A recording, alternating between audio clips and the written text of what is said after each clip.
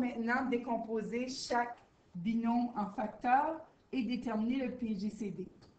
Ou plutôt, en déterminant le PGCD, au lieu de terme, j'aurais dû écrire binôme.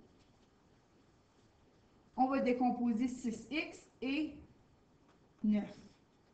6x, 2 fois 3, c'est pour notre 6. Et notre x, il reste x. Notre 9, décomposé en facteurs, c'est 3 et 3. Et comme notre 9 était positif, je l'ai laissé positif. On préfère un petit quelque chose de différent quand c'est négatif. Donc, qu'est-ce qui est commun dans les deux? J'ai un 3. Donc, je vais écrire un 3 et ouvrir une parenthèse. Et là, je vais me poser la question. 3 fois quoi qui me fait 6x? En décomposant avec notre diagramme en arbre, on voit que notre 6x, pour obtenir le 6x, je dois faire 2x fois 3. Donc, il me reste 2x à écrire.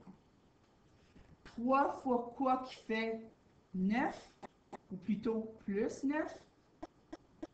Donc, je vais mettre un 3. Parce que celui-là, je l'ai utilisé comme ici, j'avais déjà utilisé un 3. Donc notre 6x plus 9 est 3 fois 2x plus 3. On va faire la même chose avec notre prochain binôme qui semble un peu plus complexe à cause qu'il y a des x dans chacun des termes, mais vous allez voir, c'est pas plus complexe. Donc, notre 5x décomposé en nombre premier, j'ai 5 et x. Notre 30x2 qui est encore une fois positif, notre 30 c'est 5 et 6. Et notre 6 c'est 2 et 3. Notre x2 devient x fois x. Et je ne peux pas décomposer plus que ça. Donc, qu'est-ce qui est commun dans les deux? J'ai un 5 et j'ai un x. Donc, je vais sortir mon 5x en facteur devant une parenthèse. Et je vais me poser la question, 5x fois quoi qui me donne 5x? Qu'est-ce qui me reste ici? Il me reste rien. Donc, ici, j'ai 5 fois x et je n'ai rien d'autre. Donc, rien d'autre veut souvent dire 1. Donc, 5x fois 1 donne 5x.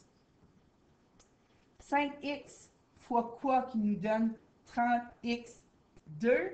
On peut aller avec notre diagramme en arbre ou on peut seulement se dire 5 fois quoi qui nous fait 36.